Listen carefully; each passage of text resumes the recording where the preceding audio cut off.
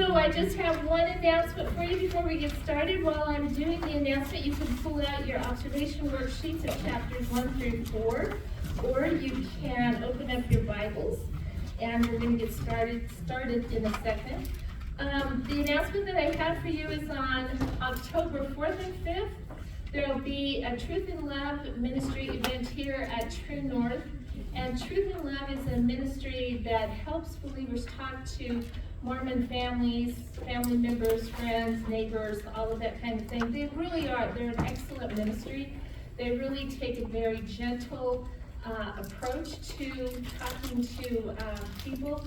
So what they're going to be doing is doing a training here to help you be more comfortable starting conversations and talking to people who are part of your lives, who are of LDS faith.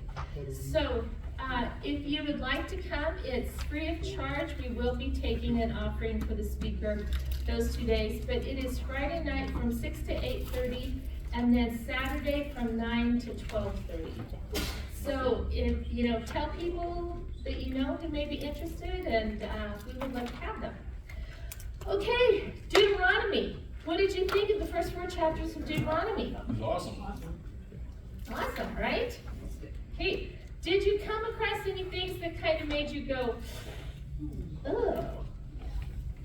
No, but I came across some stuff that was like, dang, that's cool. Yeah, there are some really cool things, but there are also a couple of things that sometimes when people talk about these passages that kind of bothers them. So hopefully our goal tonight is to discuss these passages, to clarify any things that maybe are a little bit difficult for you, and to see what God has to say to us. So let's read verses 1 through 5 in chapter 1, and then we're going to get started. These are the words that Moses spoke to all Israel across the Jordan in the wilderness, in the Arabah opposite Suf, between Paran and Tophel, and Lebanon and Hazeroth and Diazah.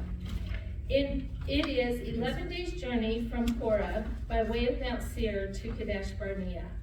In the 40th year, on the first day of the 11th month, Moses spoke to the children of Israel according to all that the Lord had commanded him to give to them.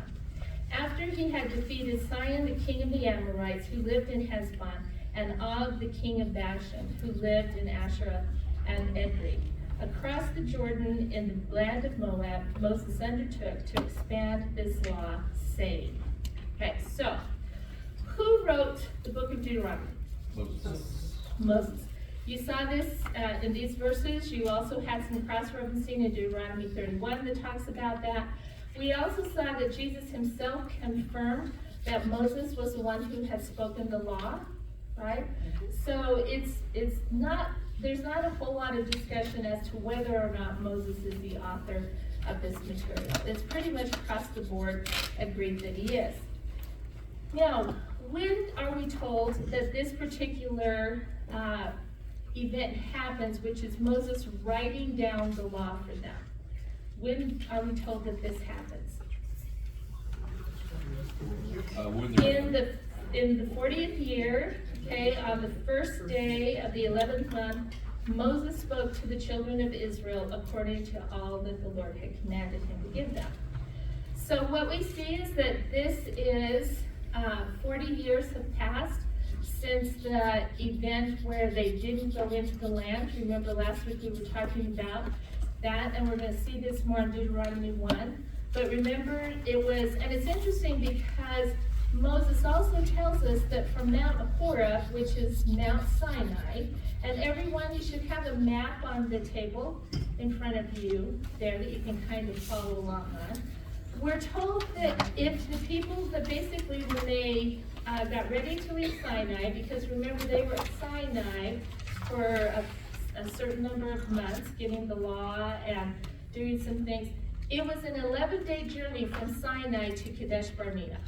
Right? And Kadesh Barnea is an oasis area, or was at that time, and that was going to be kind of their jump-off point into conquering the land. Right? But what we see is that 11-day journey turned into a what? 40 years. A 40-year wandering of the people because they rebelled against the Lord. So, in verse There's pretty much an understanding of when this happened then is when the 40 years have elapsed already and they're ready to go into the land. What is the theme so far? Did you see a recurring idea or a recurring theme in Deuteronomy in these first 4 chapters as you were looking at them? Yeah, that God gave them the land, and that He'd given them the land. That the cool part, and maybe I'm way jumping the gun here, but that He gave land to Esau and took care of giving them the land just like He did to Israel. Took care of the sons of Lot just like He did to Israel. God was always good at giving the land and faithful in keeping His promises. Okay. Okay, so one of the things that starts from the very beginning is this understanding that God is faithful in keeping His covenant promises, right? This idea of the commandments that they were given at Sinai, the covenant that they are in with God, is very prominent from the very beginning, and we're going to see more of that language in a little bit when we look at this. So what we see is that Deuteronomy, the word Deuteronomy actually means second law. Now, remember from last week when we talked about this, there are 2 people who were older than this, Caleb and Joshua, but the majority of the population of the nation of Israel, which by estimate of when you do just the men who they took a census of in Numbers, there were 600,000 men who were part of the nation. So you're looking at a conservative estimate of probably over 1 million people who are there wandering in that area. What is the age of the large bulk of them other than 2 individuals, Joshua and Caleb? Under 60. Right? Because the judgment was is that anyone who was 20 and over would not enter the land. Anyone who was 20 and younger would come back around and they would be able to enter the land. Right? Yeah. So what you see here is that you have some of the older adults who were actually part of that initial rebellion, or they saw that initial rebellion of their parents. You have a large majority of the people who were not part of that rebellion, who were born in the wandering. And so what we see here is the focus of Deuteronomy is Moses coming to the generation, the children of that rebellious generation, and saying to them, you will covenant with your God, right? You're going to go into a covenant with your God. And so this is what we see, that the whole theme of Deuteronomy is that generation of the children. The question, are they going to be like their parents when it comes to God? Or are they going to walk out in faith and belief, and are they going to be part of this generation to go into the land, right? So, if we start at verse 6, it says, and the Lord your God spoke to us at Horeb, saying, we have stayed long enough at this mountain. Now, it's interesting how Moses starts the book, because you have this introductory amount of information about when, where, all that kind of thing in verses 1 through 5.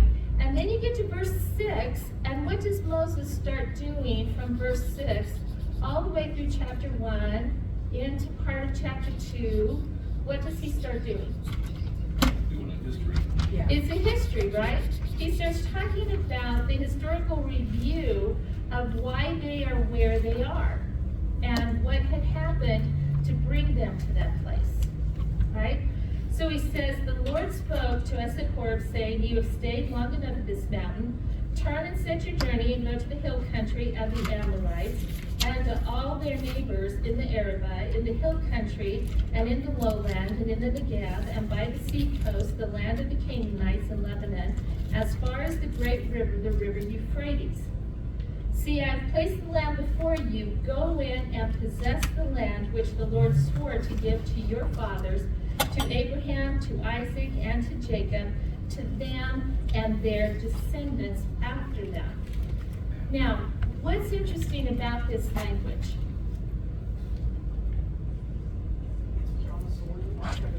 It's covenant language, right? And it's very much heir language. Go and take possession of what is already yours, because I promised it to who? Your ancestors. To your ancestors. I promised it to Abraham, to Isaac, and Jacob. It's not go in necessarily and conquer it. It's go in and possess it. Take what's yours, right? And the language behind it is very much this covenant understanding that who's going to help them take possession of an inheritance that is already theirs by right. God is. Right? So he encourages them. The land is theirs by covenant promise through the patriarchs. You are the heirs of the patriarchs. Go in and take your inheritance. And the word inheritance, as the passages go on, will be attached to the land. Right? Now, what's interesting about this is that what we're going to see as Deuteronomy unfolds is that you have two separate covenants in play in Deuteronomy that intertwine.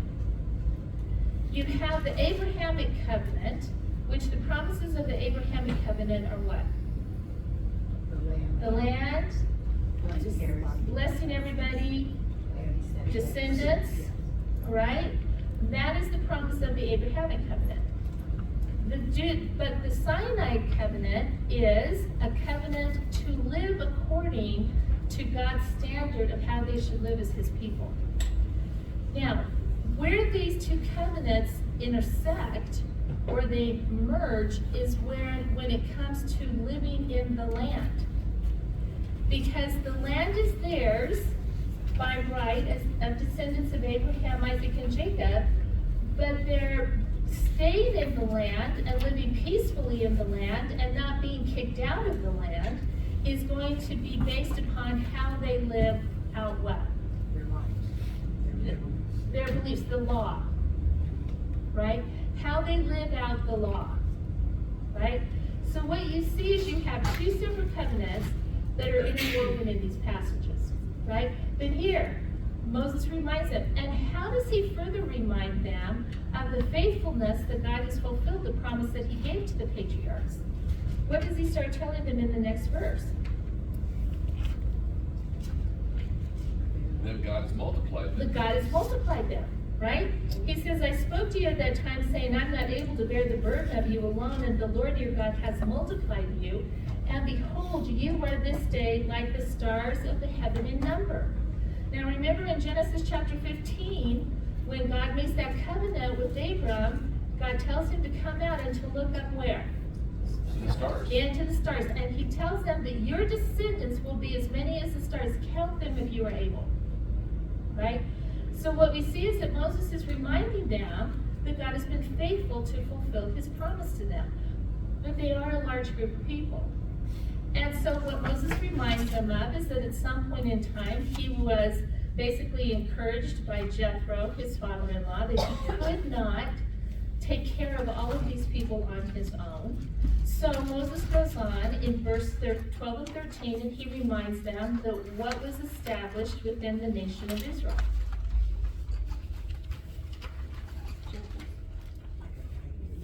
Oh, leadership. Tribal leadership was appointed, right? So he says that I told you to choose wise and discerning and experienced men from your tribes, and I will appoint them as your heads. You answered me and said, the thing which you have said to do is good. So I took the heads of your tribes, wise and experienced men, and appointed them heads over you, leaders of thousands, of hundreds, of fifties, of tens, and officers of your tribe. Right. Now, so first of all, what are the qualifications of someone before they could be brought to Moses and the people say, we want him to be a leader? They have to be heads of tribes, and they have wise and experienced. They had to be wise, which the word wise here in the Hebrew means they had to be capable in practical matters, civil and militarily. Right? Then they had to be discerning, which means that they had to be wise, but they had to be good with people. Right? They had to know how to interact with the people. And then it says they had to be experienced. Now, the word here for experience conveys that they are known and already respected and trusted among the people. Right? So they're already kind of holding that place of leadership, even though It's not an authorized leadership, but people are coming to them for things. They're understood to be people who are helpful, who are known within the tribe. And Moses says that you bring these men and I will appoint them as your leaders. And then how are the tribes, in a sense, broken out? How is the leadership then in the tribes? Yeah, you have some of the leaders who are in charge of thousands, right? Then they go down to, some are in charge of hundreds, some are then in charge of 50s, some are in charge of 10s, but they all report to Moses, right? Now, does this remind you of something? Is this layers? Like we have layers or just 50 here and 100 here? No, what it is that what it would appear to be is that they're actually being separated into like military divisions, right? So you would have one person, he's in charge of this 1,000 people, right? And under him, then he has some that are in charge of the hundreds, then under him are in charge of the 50s, and then under him are in charge of the 10s, right? And so what you see is that it's a simple arrangement of how the people are being led, but what you do is you do see kind of a tiered leadership format here in how the people, because how many people are there? A lot. So many people, Maybe 3 million. right? So now, does this explain to you, because whenever I've had, led studies before, people have always asked me, how did Moses speak to all those people? Pagers. Too soon. Yep, theirs didn't blow up. Yeah, that's true. So, because it says that Moses spoke to the people, right? But you have all these people, how did they hear Moses? Now we know. Who came to hear Moses? The leaders. The leaders, and then who was responsible to take the message back to their people? The leaders. The leaders were. Now, what happened if one leader decided that he wanted to change what the message was? So say that you had the tribe of the Reubenites, and someone from Judah is walking beside the Reubenites one day, and they're talking about what their leader said that Moses said, okay? And the guy from Judah's going, that's not what Moses said to us, right? What you see is that there was also a self-correcting component that could be part of that, because all the leaders were supposed to speak the same thing that had come from Moses, and he had heard it from who? From God, right? Now, the question that comes up with this is always about the passing on of oral tradition, right? And people will make comments about, well, how can we trust the oral tradition passages of the Bible? Because the oral tradition, the practice of giving the oral tradition is just like playing the game telephone, in a sense. How we've all played that game where a message starts with one person, and then it goes to the next person, and goes to the next person, and goes to the next person.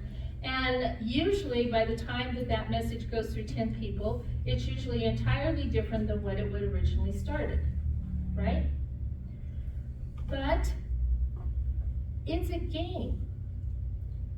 And within that game, I don't care how many people you have playing the game, there's always one person who does what? Or does something to mess it up. Either they don't speak intelligibly, or they change the message intentionally in some way. So there's an intentional corruption of the message, because that's what makes the game fun. But it's also one-on-one, and when you're talking to a group, it's a whole lot harder to get this stuff screwed up. Exactly. And what you see here is that they were not playing a game. They were conveying the word of God that was their very life. And so what you see here is that this pushback against oral tradition was taken very seriously within the groups that depended on it. But 40 years after the oral tradition had been given to them, what is Moses doing right now? Reminding them of it. He's writing it down, Oh, yeah. right? Yeah, So, yeah, I knew you knew that. So what we're seeing is that the law of God is moving from just an oral tradition being given to them to now a written text that the generations can go to from this point on. And in a few verses, Moses is going to say, nobody can change this. They can't take anything away from it, and they can't add to it. Right? So what you see is that Moses reminds them that the civil component of how they were led was put into place. But in the next set of verses, he reminds them that what other component that is important within a society was put into place. In verse 16, what does he say? Judges. Right? So you have the civil component, now you have the judicial component. And he goes on and he says, then I charged your judges at that time, saying, hear the cases between your fellow countrymen and judge righteously between a man and his fellow countryman, or the alien who is with him. You shall not show partiality in judgment. You shall hear the small and the great alike. You shall not fear man, for the judgment is God's. The case that is too hard for you, you shall bring to me, and I will hear it. I command you all that time, all the things that you should do. Right, so what are the regulations for the judges in a legal aspect? Okay, first of all, they have to do a just verdict, right? They have to judge righteously. They have to judge right, right? Then, they're not supposed to be influenced by social status, because you shall you shall not show partiality in your judgment, right? Then what about those cases where someone may have said, well, you know, does it really matter whether or not your neighbor stole your cat or not, or, you know, took something of yours, you're just a widow, we don't really care. What about these cases that are brought to them that may seem unimportant in light of maybe a bigger case? What are they supposed to do? Can they just disregard these smaller cases? No, because the judgment is God's. He's made that very clear. And everyone deserves what? Justice. Right? So they can't do away with these smaller cases that they think may be, you know, not really very important. It says that they have to hear all the cases, big and small. Right? And then Moses tells them that they cannot be impacted by what? The response of the people who are part of the cases. Yeah. This phrase, when he says, and you shall not fear man, the phrase actually in the Hebrew is the idea to not be afraid of the faces of men. Right? So he's telling them, it doesn't matter how, you know, how people are reacting to your judgment. If it's just, that's the verdict, right? Now, but what about those cases that are too hard for these people, that they're uncomfortable judging or just too difficult to judge? Take him to Moses. Then take them to Moses. Because Moses can take them directly to who? God. Moses can take them directly to God, right? And then God will pass the judgment, and then they're responsible to carry out the judgment. We have an example of this in the book of Numbers. After they're wandering for a while, Moses is going back through the law with them. What you see is they go through the Numbers. Moses is constantly, they're learning how to live the law out. And Moses reminds them that you cannot break the Sabbath, right? The Sabbath is holy, it's set apart unto God. He goes through it that you're not going to cook any food on the Sabbath, you're not going to gather any wood on the Sabbath, you're not going to do all of these things on the Sabbath. Very clear, breaks it out. And specifically, you are not going to gather any wood on the Sabbath, right? A few verses down, they catch a guy gathering wood on the Sabbath, okay? They take him, and there seems to be that they don't really know what to do with him, right? And they bring him to Moses, and Moses says, let me go ask God.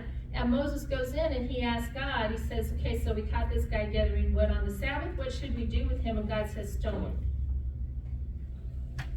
Now they go out, verdict has come in, judgment has been passed, they stone him. But you know what's really interesting in the book of Numbers? Didn't see it again. You don't see anybody else gathering firewood on the Sabbath. Right? So what we see here is that Moses knew that there would be cases that they would be uncomfortable passing judgment in. Moses said, when you have those cases, bring them to me and I'll take them to God. Whatever God says is what we have to do. Right? So what are we seeing about this nation that is on its way to Canaan? Was it just chaos and No, it's more structure. disorganization and all of that kind of thing? Is that what it was like? No, There was structure in it. There was civil structure. There was judicial structure. There begins to be military structure within this nation. But their leader is who? God. And Moses is his spokesperson, right? But it's very clear that God is leading them. So he goes on in verse 19. Any thoughts before we move on from there? Any questions? Yes, Amy. So you were saying that Moses was writing this down to break away from the oral tradition into the Well, written not necessarily to break away from it, but he knew that as generation after generations happened, that there would be a question about the oral tradition. But I was under the impression that this was written down after they got to the promised land. And it wasn't written down at the time that they were traveling. Okay, what does it say here? Well, Daniel pointed out that, where was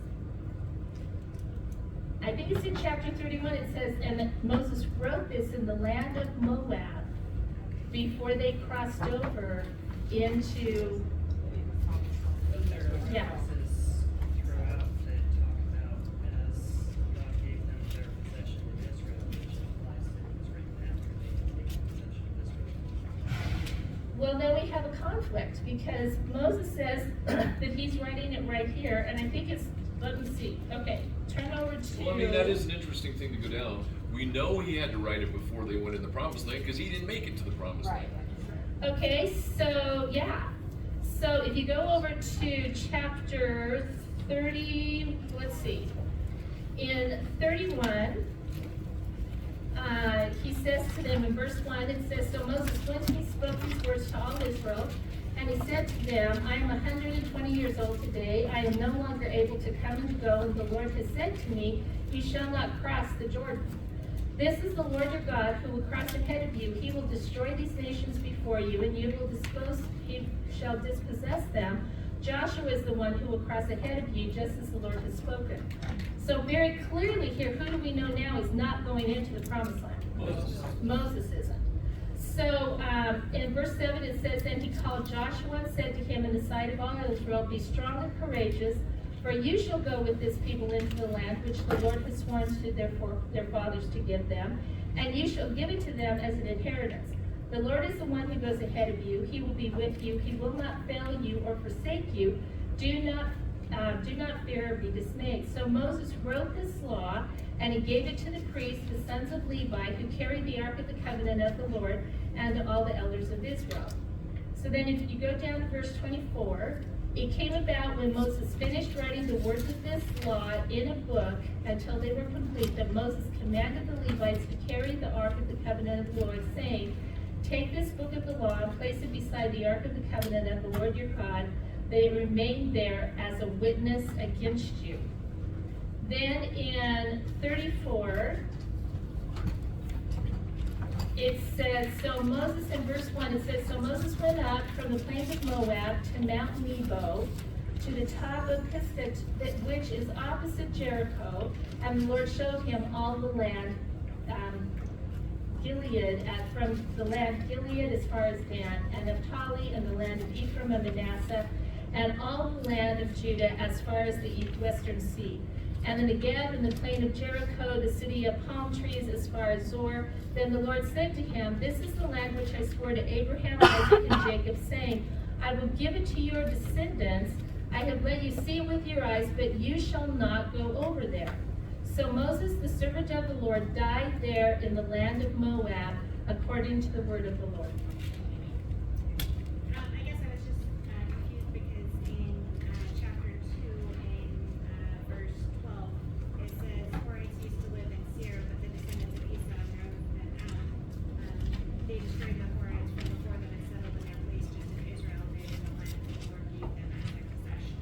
Okay, so let's talk about Seir when we get there, okay?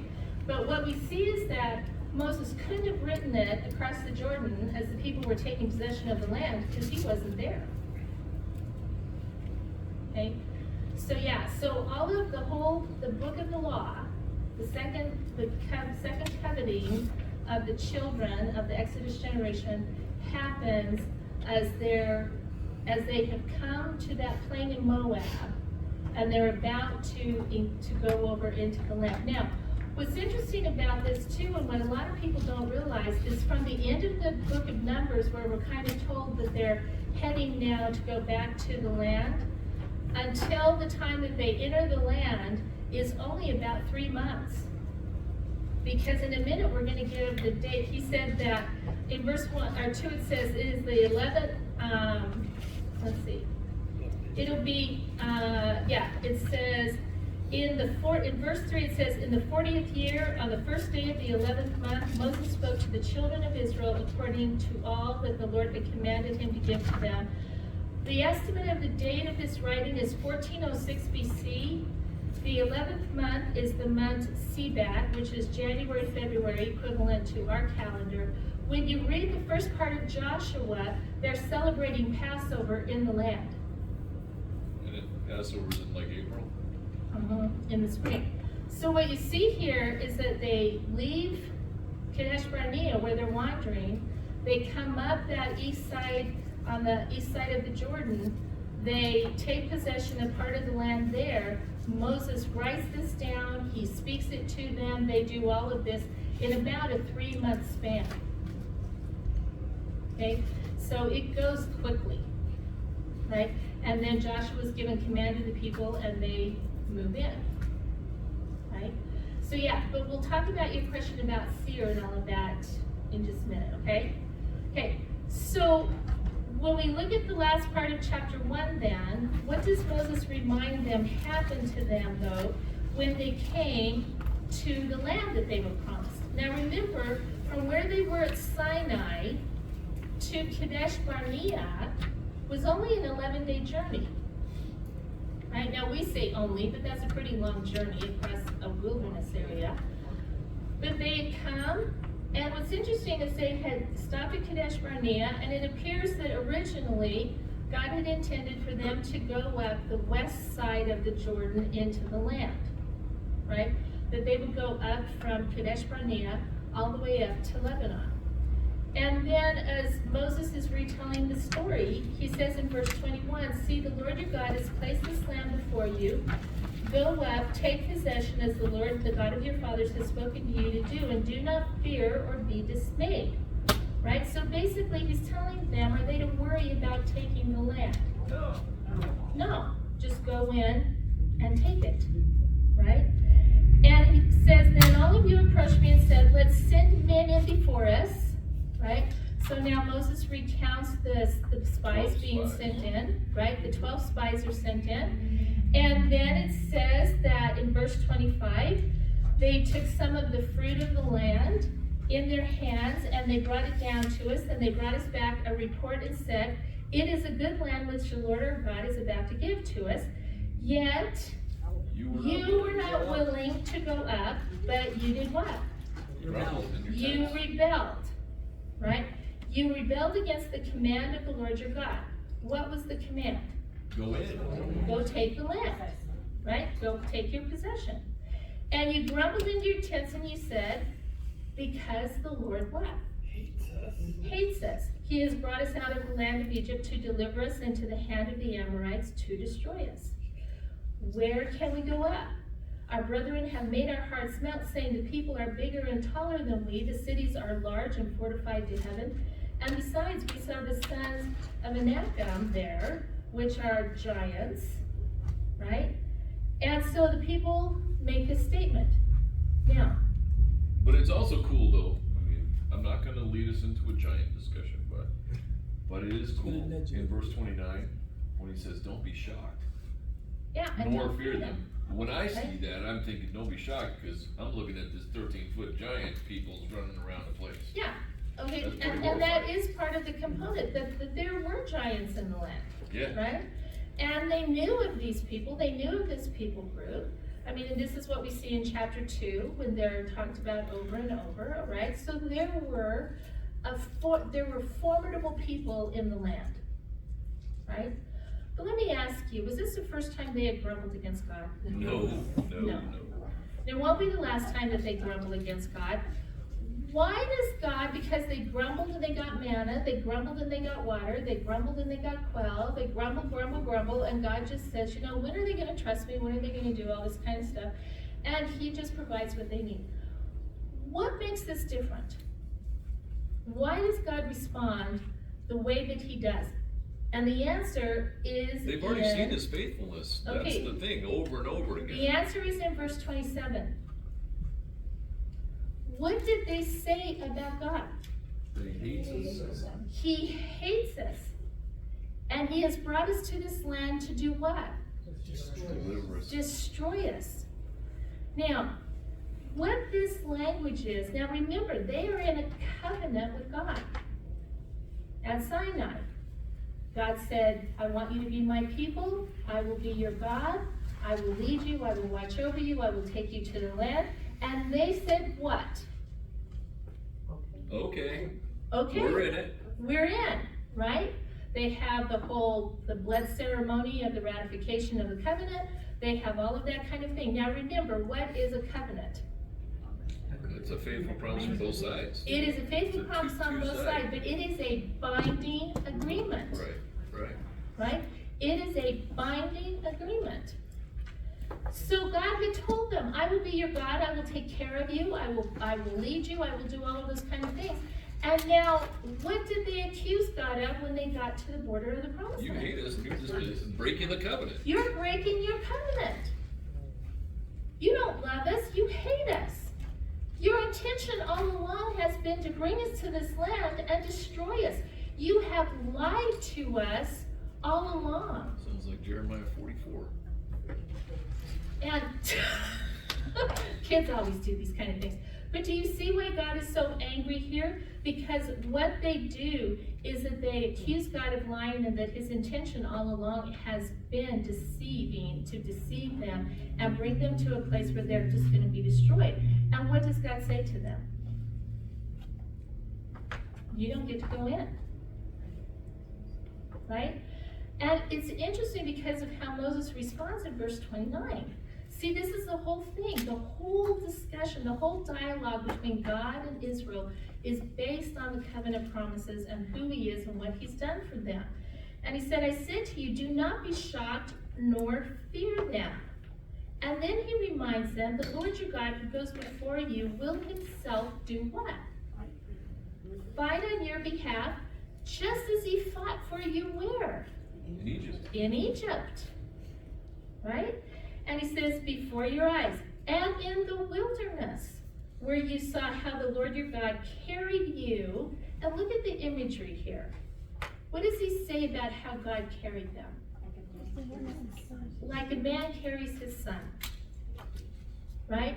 So think of a child, about a father just picking up that child and carrying that child. That's what Moses says. That's what God has done for you all of this time. And he says, but for all of this, you did not what? You did not trust the Lord your God. They broke covenant with God. So Right. let's talk life application there for a sec, because that's come up in my thought patterns a lot over the years. But so I think of it like this, right? That on the day-to-day, they had God leading with the pillar of fire and the smoke and all that kind of stuff. They'd already seen what he'd done in Egypt and how even after the Egyptians chased after him, he closed them in on the sea, the whole deal. They've seen it all. And yet, they still don't go in. They Okay, get but freaked out. what did we establish last week though? Where did they always want to be? Back in Egypt. They never wanted to leave Egypt. Right? They But- saw in a sense that God had forced them to leave Egypt. Right? And so when they get to this place with the giants then they're like, well, we're surely going to be destroyed here. Even though Moses reminds them of everything that God has done for them, their hearts have not been changed enough to trust him and take him for what he says to them. Now, I do think there's life application there. There's a bunch of life There's applications. a lot of life application there. But what we see is that God is so determined that they will not go into the land. In verse 26, he says, "Yet you were not willing to go out, but rebelled against the commandment of your Lord," right? Then he says to them, okay, you're not going to go, only Caleb and Joshua, who were faithful to what the Lord said. Those are the only two that are going to get to go into the land. And chapter 1, as Moses is reminding them of the history of how they got here, chapter 1 says that he told them to turn around and set out for the Red Sea again. And in verse 41, what did they say? No, we'll go find them. No, we're going to go up. Okay? So given the choice of wandering around over here or going up and fight, okay, we'll go take it now. And what does God tell them? I'm not with you, don't go. Don't go. I'm not with you. Right? I'm not fighting for you in this. But what do they still do? They go up, and what happens? It says that the Amorites, in verse 44, says, chased you as bees do, and crushed you from Seir to Hormah. Then you returned and you wept before the Lord, but the Lord did not listen to your voice, nor give ear to you. So you remained in Kadesh many days, the days that you spent there. All right, now, remember, who had they met when they first went into the land? The Amorites. Okay? So what we see is that Moses recounts all of this, and he's like, okay, kids, this is how we got here. Right? This is what your parents did. This is what the story is in case you didn't remember it. This is what happened. Then you get to verse 1 of chapter 2, and Moses now tells them that it's time to do what? It's time to go. It's time to go to the land. He says, then we turned and we set out for the wilderness by the way to the Red Sea, as the Lord spoke to me, and we encircled Mount Seir for many days. And the Lord spoke to me, saying, you have circled this mountain long enough. Now turn north and command the people, saying, you will pass through the territory of your brothers, the sons of Esau, who live in Seir, and they will be afraid of you, so be very careful. Do not provoke them. So, in chapter 2, what Moses tells the people, because they're not going into the land the same way that they were originally going to go into the land, right? They're going to come up the east side instead of going in the west side of the Jordan, right? Now, who are the people that God says they're going to encounter as they're going up this side of the Jordan? The sons of Esau.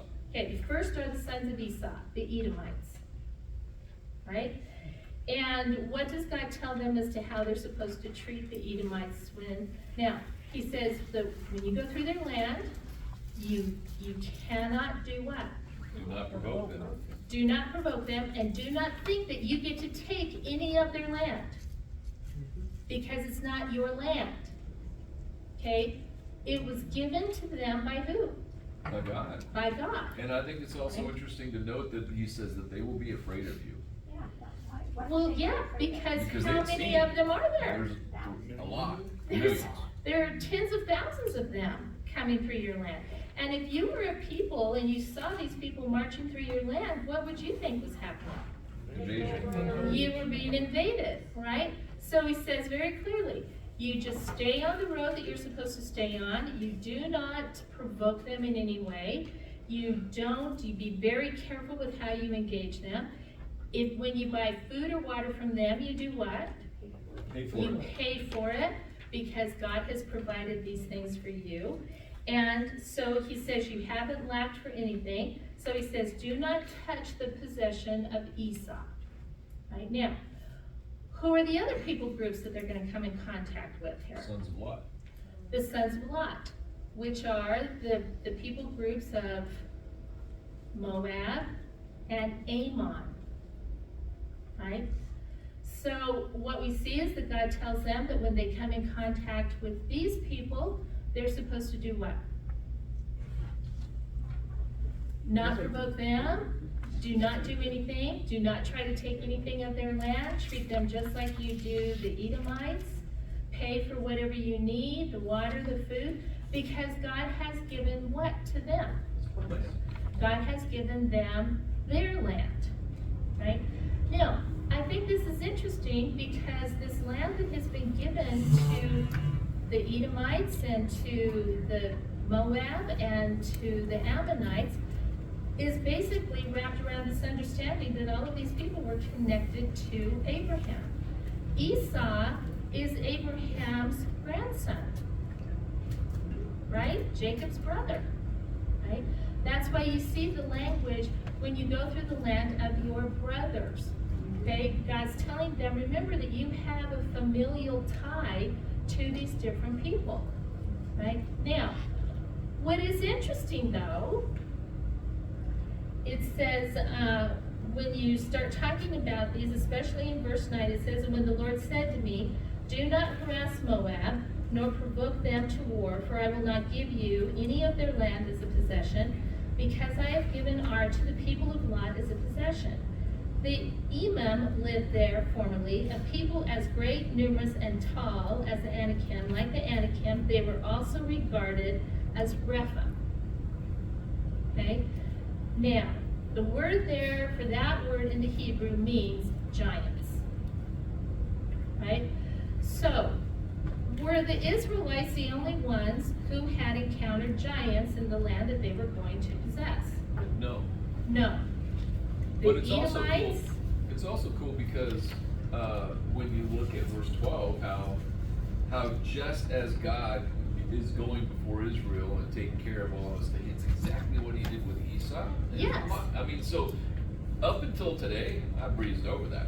I didn't really understand that He had gone out before and treated Esau and Lot just like He treated Israel. He took care of them, gave them possession, and right, paved and the way. took care Yeah. of Yes, this cool. people group that somehow God is telling them, I don't want these giants inhabiting this land any longer.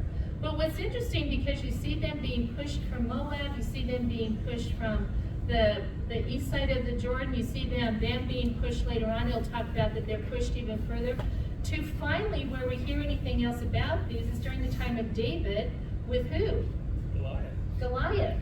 And the text tells us that Goliath came from a family of giants. He wasn't the only brother who was this stature, okay?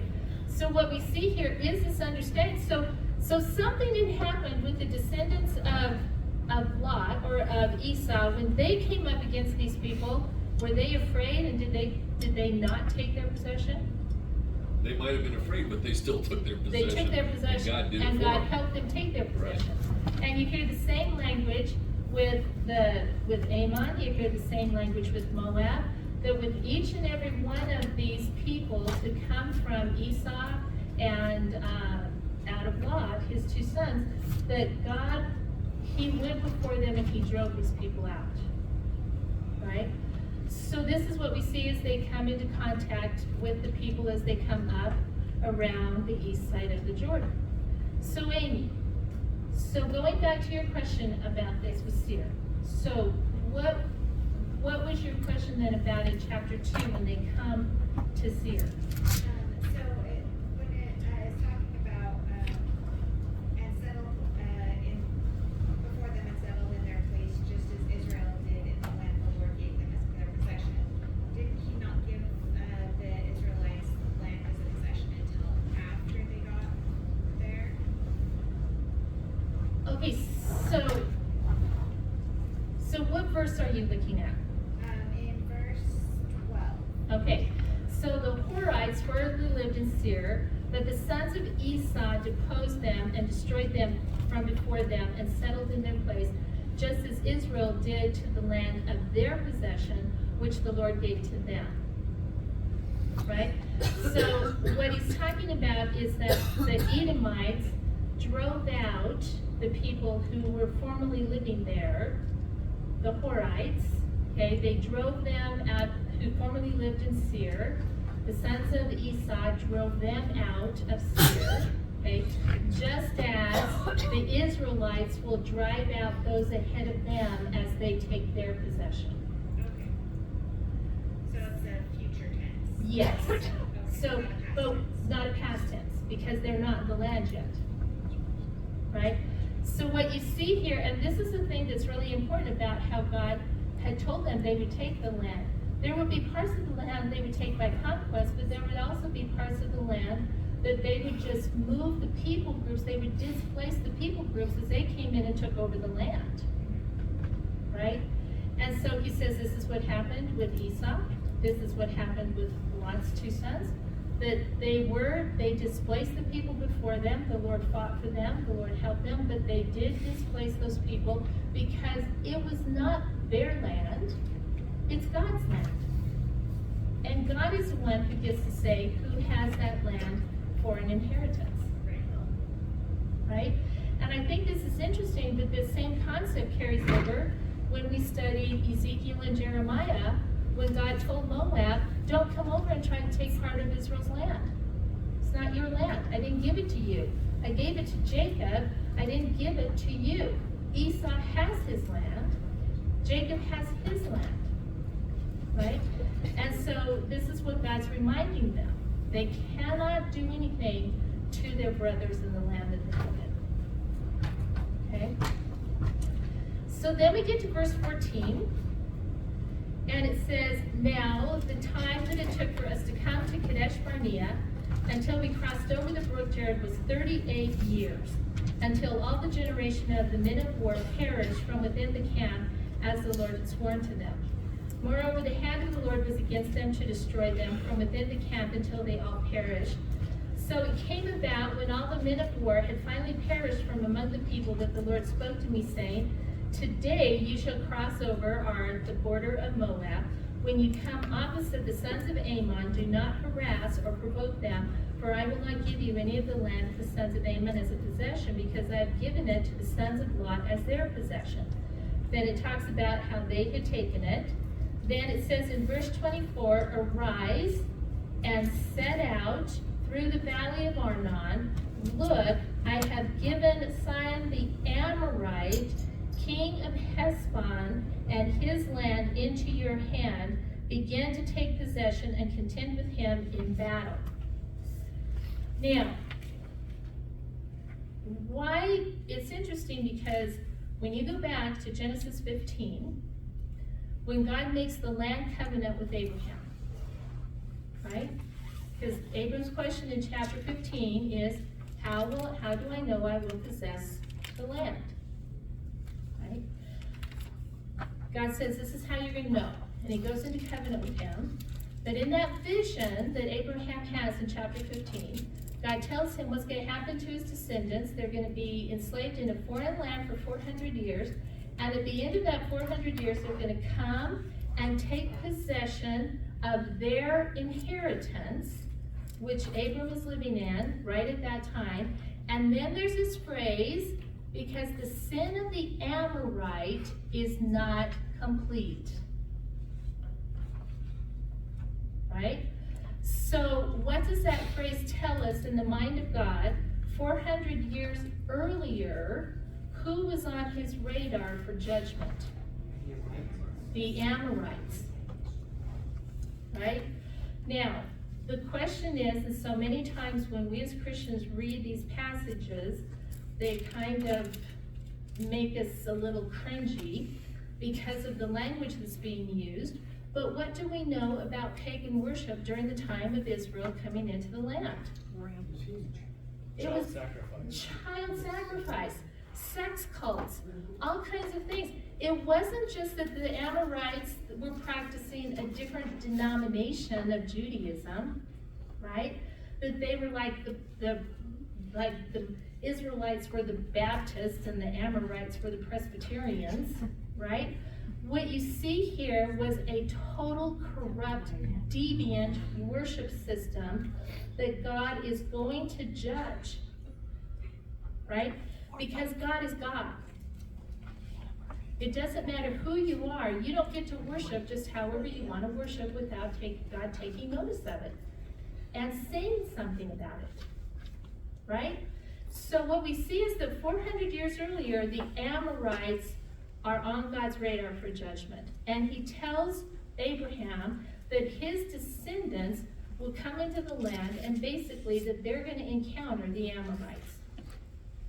Right? So we have that from years and years and years and years previously. Now, they come to the land, and in verse 24, God tells them to go up, to begin to take possession, and contend with him in battle. So what we see in the next verse is that, "And this day I will begin to put the dread and fear of you upon the peoples everywhere under the heaven, who when they hear the report of you will tremble and be in anguish because of you." So is this just going to have one, is there a multifaceted thing that God is doing here as they move against the Amorites? Oh, yeah. Yes, because God's going to be seen so much. Now just think about this. From this point, it's just a few months before they'll get to Jericho. And what does Rahab tell them in Jericho? Everybody's heard of you and they're afraid of you. Everybody knows what you guys did across the Jordan, right? We know what you're going to do. Spare me and my family, right? So we see. Now, in verse 26, what happens? So God has said, go up against them. You're going to take possession of the land. You're going to engage in battle. But then what happens in verse 26? A little deception on the part of Moses. Okay. Is it deception? Now, okay, this is why I'm sad that you did not have a cross-reference here over to Deuteronomy chapter 20. Because if you had this cross-reference, it would clear up exactly what is happening here. Turn over to Deuteronomy chapter 20. Now remember, Deuteronomy is an expounding upon the law, but they had already been given the entirety of the law when they were at Sinai, right? So, in chapter 20, starting in verse 10, "When you approach a city to fight against it, you shall offer it terms of peace. Oh, yeah. If it agrees to make peace with you and opens to you, then all the people who are found in it shall become your forced labor and shall serve you. However, if it does not make peace with you, but makes war against you, then you shall besiege it. When the Lord your God gives it into your hand, you shall strike all the men in it with the edge of the sword. Only the women and the children and the animals and all that is in the city, all its spoil, you shall take as booty for yourself, and you shall use the spoil of your enemies, which the Lord your God has given to you." Right. So, what does Moses do in light of chapter 20 of Deuteronomy? Offers peace. He offers them peace, right? He says, we want to come through your land. He doesn't lie to them. Their final destination is not the Transjordan on the east side. Their final destination, where most of the tribes will settle, will be on the west side of the Jordan, right? But how does Sihon respond to this? No. He's not willing. And what does he do in, let's see, in verse 32? They came out to meet him. They come out to meet him in battle. Well, and I wasn't going to bring this up because, but I think we have to talk about it for a second. Because here, when you go down to verse 34, it says, "We left no survivor." Okay. All right, no survivor. All right. That's not children, that's not women, Okay. that's nothing. Yes. And I'm thinking, and I'm not trying to detour the conversation, but that had to be a Nephilim kind of deal, and he was just knocking those out. God was judging now, that. okay, that can be part of it, because what we see here is that God is already judging that people group of the giants as they've been going up the land. But you also have to remember, God is not going to stand for the slaughter of children in worship for very long. Correct. That's what he tells them. He tells the Israelites that. He says, I'm not going to settle for you guys going up into these sacred groves and having sex become worship to you. I'm not going to allow this. Even in people who do not worship me, I'm not going to allow it. I'm going to take care of it. And so what we see is that they come out to meet the Israelites. The Israelites do not attack them. Right? They come out to meet the Israelites. And it is a thorough victory. And the language that's used here, and the Lord said to me, so then in verse 33, the Lord our God delivered him over to us, and we defeated him with his sons and all his people. So we captured all his cities at that time and utterly destroyed the men, the women, the children of every city, We left no survivor. Now, what is interesting about this is what is known in ancient literature, especially ancient Hebrew literature, as the harim, the band, right? That there were places when they came to those places, God said, this place is to be treated in a specific way, and I'm going to tell you how this place is to be treated, right? Some of the places, they could destroy all the people, but they could keep the livestock. Some of them, they couldn't keep anything, right? When they destroyed Jericho, they weren't supposed to keep anything. Everything was under the ban, right? And you see this over and over and over. Now, the question is, why the ban? Right? Now, some archaeologists, as they do different digs and things like that, they find out that some of these places were actually military strongholds. So to destroy the place, you had a preemptive strike to their military. Some of them were religious places. And what you have to remember is in the ancient Near East, that a war between nations was a war between gods. Right? If your God was with you, then you would win. Right? If he had deserted you or he didn't have any power in that area, then you knew you would lose. So you have to keep that idea in perspective here as well. You see war, it's not only a physical, tangible thing, but it's also a spiritual thing for the ancient Near East, right? So you have these Amorites who are already on God's radar for judgment 400 years earlier, and now God uses the nation of Israel to judge them because of their sin. Just as he will use other nations to judge Israel when they fall into the same sin, right? So we see that happening. Now, the question is, with these supposedly innocent children and all of that kind of thing. What you also could be seeing in some passages that are laid out like this is what is known as hyperbole, exaggeration, right? Now, I know when I say that some of you are going to go, that's not, how are you saying this isn't the divine word of God? No, that's not what I'm saying. But part of the culture back then is that when you would go to war and you would have a victory, you would, in a sense, exaggerate the victory to show the readers or the people that you were talking to how complete the victory was, right? So, a hyperbole statement would be, I was over the moon, I was so happy, right? Now, did I really go over the moon? No. But do you know that I'm really happy? Yeah. Yes.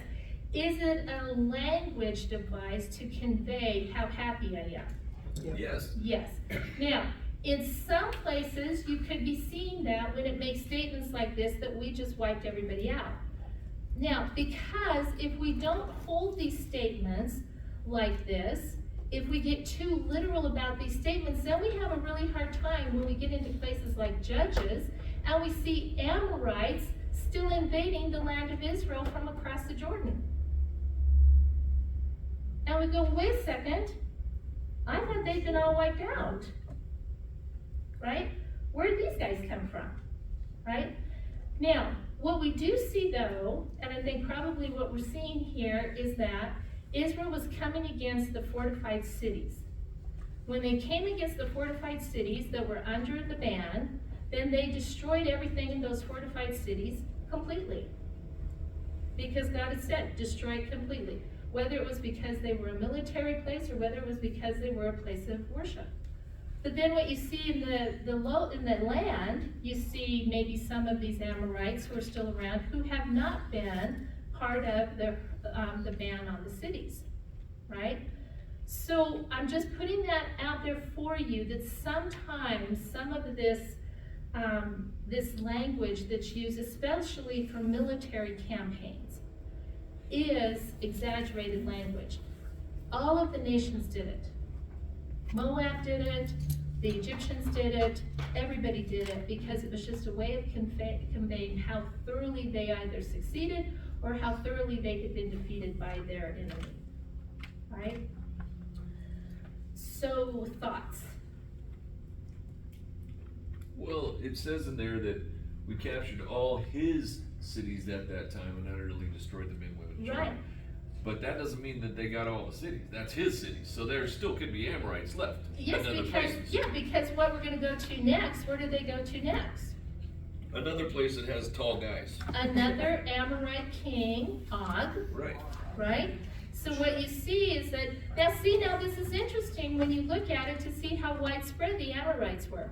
Because when they go up the west side originally to take possession of the land, who chases them out of the land like bees chasing them?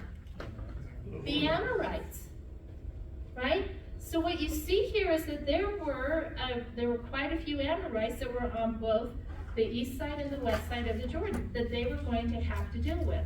But who is really dealing with them? God is. God is. God says he's the one that is fighting for them. He's the one that's doing this for them.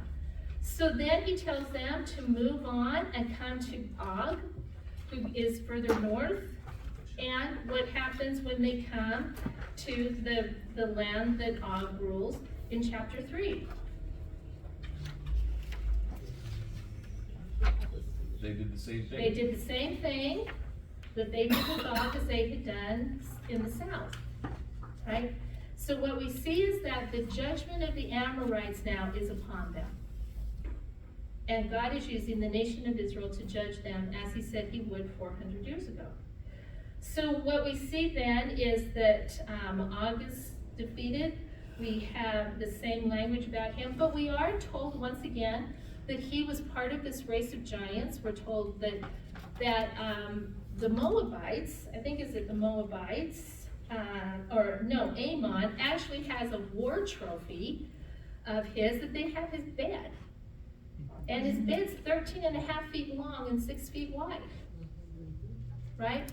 And so what you do see in the text, and Ken is right, it does appear that as Moses is talking about how Israel is moving in and what God has been doing in the past, is that the people who know God are moving this race of people out, right? They're displacing them until the last time that we hear anything about them is with the Philistines during the time of David in Gath, right? But we see we have the same language about how the valley itself and all of that, the cities were taken, 66 cities it says were taken from Og and all of that.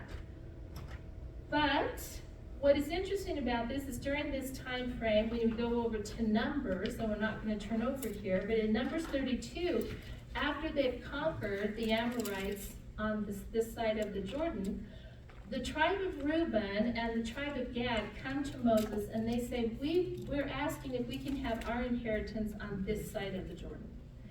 And when you read the passage in Numbers 32, it's because they have vast amounts of herds, right? And it's difficult to keep these herds moving as they're engaging in war. And they say, can this be our land? Because there's a lot of pasture land and everything that we see is good for our herds, it's good for our wives and our children. And Moses gives them land on the east side of the Jordan, right? He also gives land to the tribe of Manasseh on the east side of the Jordan. But there is one stipulation that he makes as an agreement with these tribes. If they get their inheritance on this side and they get it first, what do they still have to do in regards to when they cross the Jordan? Find it out with them. They have to go with the rest of their brothers, and they have to take possession of the land with the rest of their brothers. Okay? So this is what Moses does for them. And so we see that they tell him that they have to do this, and they're fine with doing that. So then we get to chapter 4. Right? Now, when we get to chapter 4, what do you see happening in chapter 4? Okay, now where are they in chapter 4?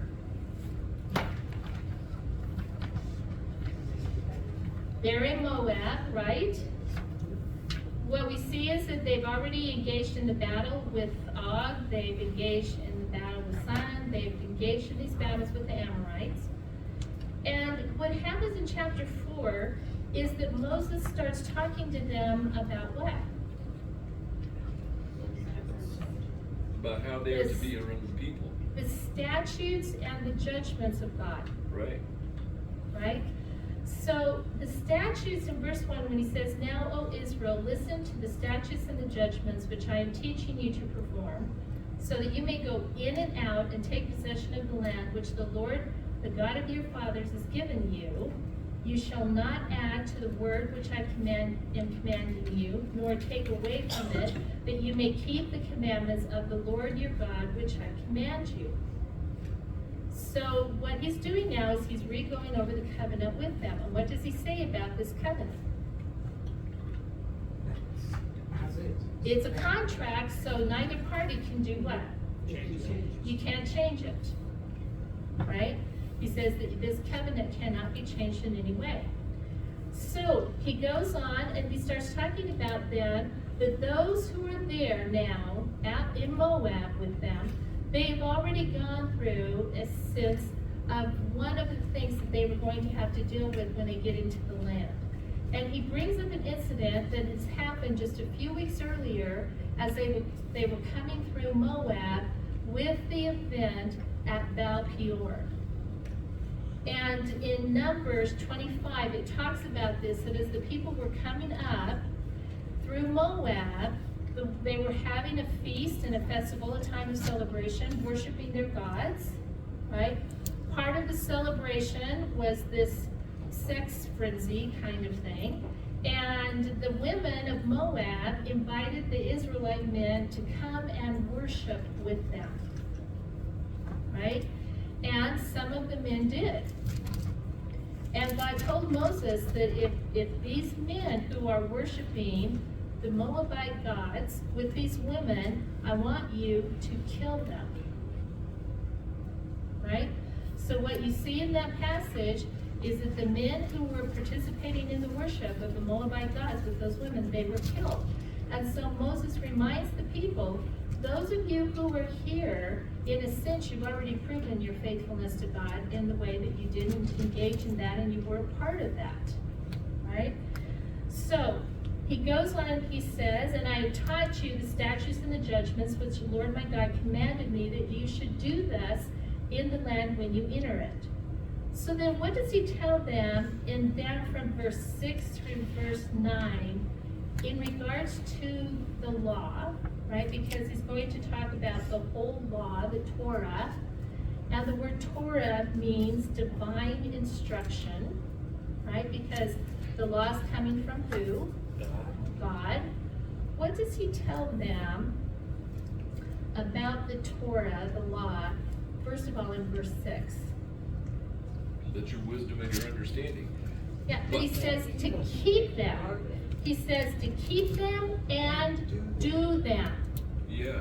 Right? But it's like what we were talking about in Jeremiah, how all this lines up so nicely now, right? Because right there, he is telling them in 6 and 7 that the whole reason that he wants to be seen in light of all the people Yes. as a righteous and holy nation Right. representing their God. Yes. That and that surely this nation is a wise and understanding people because they represent God. Okay, but the representation of God is in their what? Is in their following of the law. That's what I'm saying. Okay? Yeah, exactly. So this is what I'm saying to you. This is where the two covenants start to merge, and you start seeing that God's purpose for them, which he had told them in Sinai in the beginning, was that they were to be a nation of priests unto him. Right? They're supposed to be an example of what it means to live under the righteous law of God, of what it means. And what's interesting about this is that Moses doesn't describe the law when he's talking to them as anything that's burdensome. He doesn't describe it as anything that's detrimental.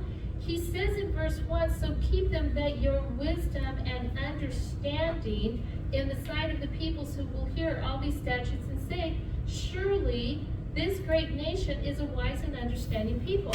So what is the keeping of the law going to bring to them? Wisdom, understanding. is going to be a witness of how people should live, and all of the nations around them, this is God's intention, that all the nations around them will see this, and who will they glorify? God. Right? So he goes on in verse 8 and he says, and that what great nation is there that has statutes and judgments as righteous as this whole law, which I'm setting before you today? Only do what in verse 9? Give heed to yourselves. Give heed to yourselves. The word heed means to guard or protect yourselves. Now, what are they going to have to guard or protect themselves against? All of the Amorites, the Canaanites, the Perizzites, the Hittites, all of this pagan worship of all of these nations that they're going in to displace them out of the land, they're going to have to guard themselves, right? Now, he also tells them at the end of the verse that it's very important that they pass this information on to who? Their kids. On to their kids.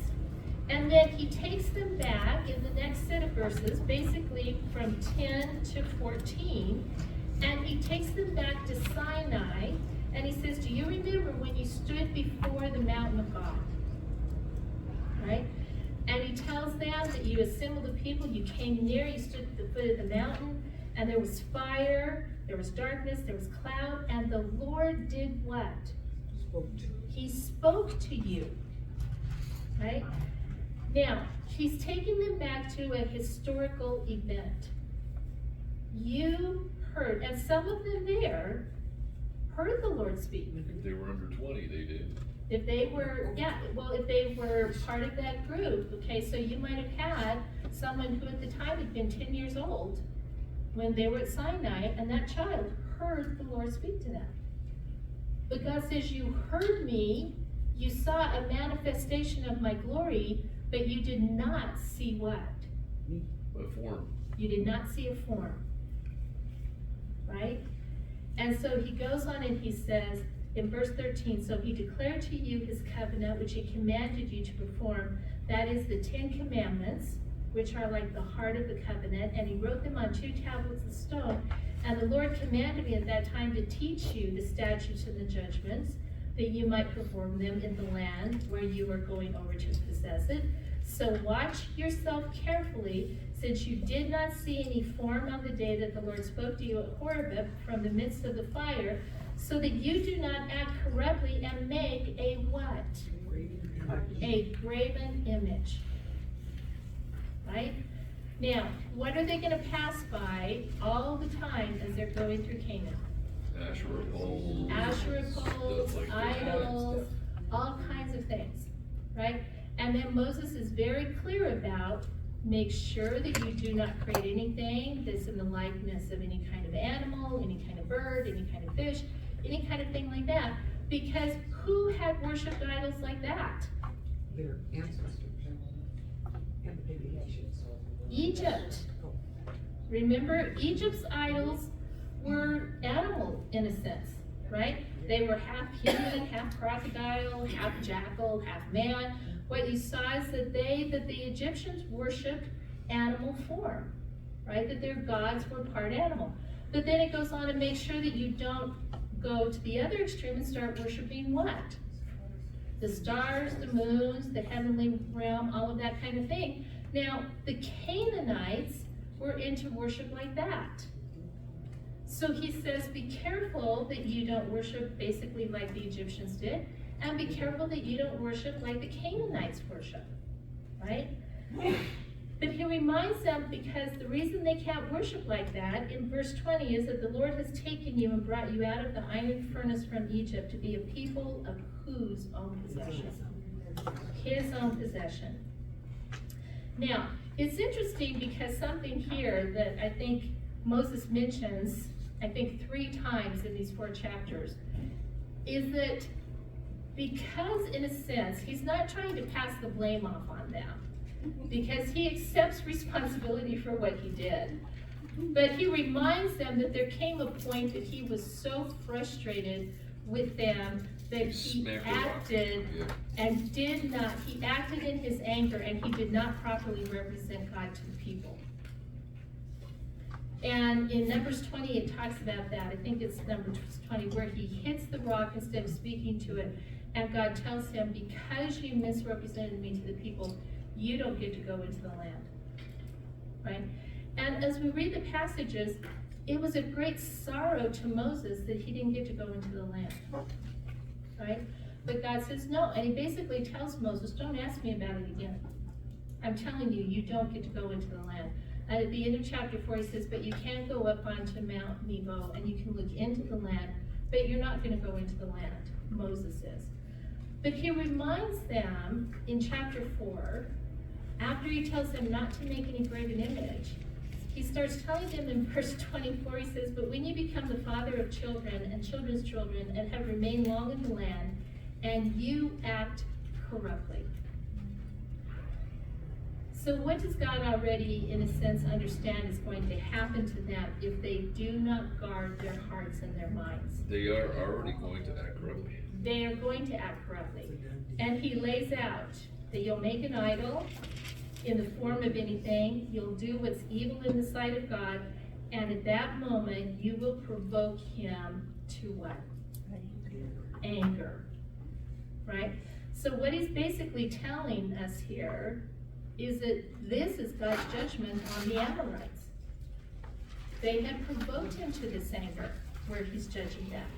And he says that he's gonna, and Moses says, I call before heaven and earth, I'm swearing an oath that when you do that, what are they going to lose? Now we see the connection again. The land is theirs by inheritance through Abraham, but can they lose the land? Yeah. How do they lose the land? By breaking the covenant. By breaking the covenant. Right? And so Moses goes on in verse 27, he says that the Lord will scatter you among the peoples, you will be left few in number among the nations where the Lord drives you. There you will serve other gods and work for man's hands, wood and stone, which neither see nor hear nor eat nor smell. But from there you will seek the Lord your God, and you will do what? You'll find them. You will find him if you search for him with all your heart and with all your soul. And so God reminds them that even when they sin and they break covenant, will God break his covenant? No. No. Right? So in verse 31 he says, for the Lord your God is a compassionate God, and he will not fail you, nor destroy you, nor forget the covenant with your fathers which he has sworn. So, we're going to stop there for tonight, because I don't want us to have to rush through these next set of verses from 31 on. We'll start there. But just as we finish tonight, okay, and the reason we're going to stop here is because you see a lot about God, how he reveals himself and he reminds them of what he's done in these verses. But as you were looking at this, there are a couple of questions I want us to understand before we finish up tonight. What did you learn about the land? That it had giants in it. It had giants in it. Yes, it did. It was God's land, he gifted it. It's God's land. It's God's land. And he could give it to whomever he chose. He didn't just give land to Israel, he gave land to Esau, he gave land to Lot, he gave land to whoever he chose. Now, but what is interesting though about the land he gives to Israel? Did you see something that was interesting about that land that he gives to Israel? It is theirs forever. Right? So, now, he doesn't say that about the land with the Edomites. He doesn't say that about Moab. He doesn't say that about Ammon. But he says that Israel's land is an inheritance that is a perpetual inheritance. It is theirs eternally. Right? So, what do we know about Israel as a land? At some point in time, are they going to have all the land that God promised to Abraham? Yep. Yes. They will.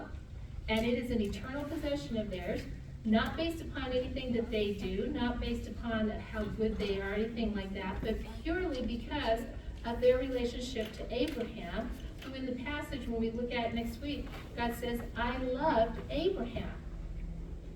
Right? So they're the recipients of God's love and affection for Abraham and his promise to Abraham, right? So the land is Israel's. Now, what we've seen over the years is that they've lost that land, they've been displaced off that land, they've taken back part of that land, then they lose that land.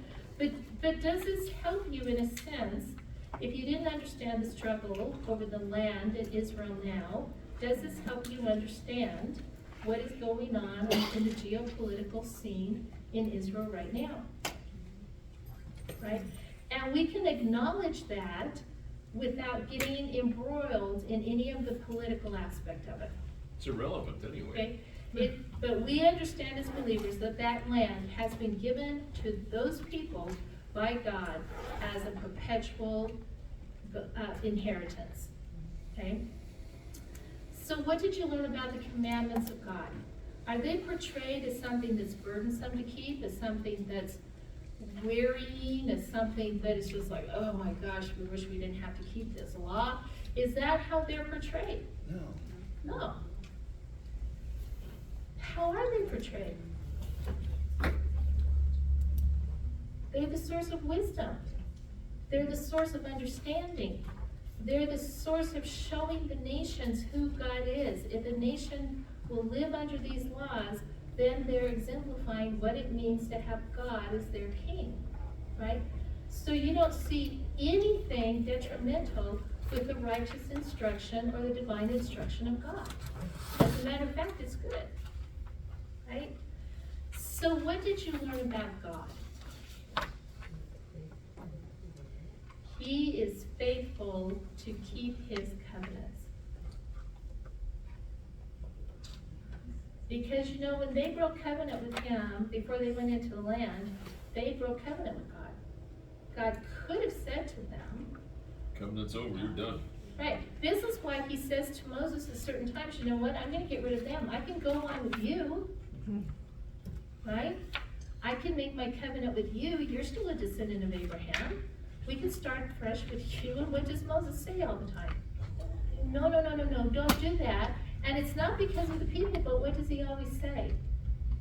For your glory. For your glory. What will the Egyptians say if you brought these people out and then you destroy them? Right? So what you see here is that what we see about God is that God keeps his covenant promises even when those who he is in covenant relationship with fail. And fail miserably. Right? What else did you learn about God?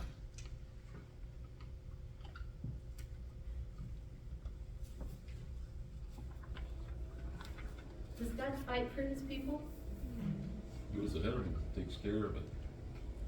This is what he said. He reminds them, I went ahead of you, I cared for you, I fight for you. Right? Who fights for us? God does. It's in a different way, but through the Spirit, he still fights for us. He equips us, he shows us, he tells us what we need to do in light of the cultures we live in, but God still fights for his people. Right? So this is what you see is that God is a relational God. There's one verse, and I just want to point this out, and then we're going to close. Did you see the verse in there where he's talking, and then he's talking about how, I love this passage, where he says that what other God ever went into a foreign land, took his people from that foreign land, waged war on the gods of that foreign land and defeated them, and brought his people out victoriously? What other God ever did that? And the answer to the question is No other God. none. And then he talks about this relationship that he has, that I personally went and got you. I personally went and got you. And then he says, I am a consuming fire and I am a jealous God. Now, what do you think of when you hear God say that? He wants our love. He wants our love. Right? Now, what's interesting though, in light of where the Israelites had come from and where they were going, what kind of gods were they engaging? Wooden gods? Stone gods? Petty gods. Idols? Petty gods? But none of them were what? Real. Living. Yeah. Not one of them was a living, real God. And I think it's interesting because people will say, oh, God says he's jealous for his people. What a demeaning thing that God is jealous. You know what? Only something living can be jealous. When he says that, he wants us because he's a living God in relationship with his people. Right? And so this is what we see here. Now, is he still the same with his people today? Yeah, absolutely. Is he still jealous for us? Yeah. Yes. Is he still living and breathing and relational with us? Yes. Will he come and get us in the depths of our despair, in the depths of the places we find ourselves? Will he come and will he get us and will he bring us back to himself? Yeah. Most definitely. So you know what we see here, even though Deuteronomy was written so long ago, what do we still see about God? He hasn't changed. His people are his people. His covenants are his covenants. And he does what he says he will do. There's a correlation with him waiting for the next generation to go into the promised land. It reminds me of his long suffering. Yes. Where he's waiting now for us to go to the promised land. Exactly. Waiting for those to come. He's waiting. See, this is the whole thing that we see here. Okay? So remind me next week we're starting at verse 31 in chapter 4. Okay? So any thoughts as we close tonight? Are you guys leaving here feeling good so far about this book? Yeah. Yeah. I mean, look, we already talked about genocide. We already talked about all kinds of stuff tonight. And I hope you can answer that, or you can make a defense of God for that, because people will ask you about, well, what about God wiping out all these people? What about him killing all these innocent people? It's like, wait a second. Do you really know who you're talking about here? They were not innocent, far from it. Okay? So yeah. So are you ready to go home? Mikey's like, yes, I'm ready to go home. Well, let's pray. Mike is going to fall asleep. Father, we thank you so much for this time that we spent in your word tonight. Father, we thank you for what you have shown us through your spirit. Lord, you are such a good God. You are so amazing, so long-suffering, so kind, so loving. You go beyond what we can even imagine for us to be with you. And so, Father, I thank you that you reveal yourself through these words to us and give us understanding of who you are. So, Father, I thank you for each and every person who is here tonight. I thank you for their diligence in coming. I thank you for the time that they're spending here tonight. Father, I ask that you would watch over them now as they go home, that you would take each and every one of them home safely. Father, that you would bless their time that they spend in your word this week, that it would be like water to them, that it would be the very bread that they eat as they come to your word, and it would be as sweet as honey on their lips. And Father, I just pray that if it's your will, that you will bring us back next week to continue. But if not, Lord, we have learned a lot tonight, and we thank you for that. And so we just leave here tonight a people who are filled with our understanding of you. And we thank you for all of this. In the name of your Son, our Savior, Jesus Christ. Amen. Amen.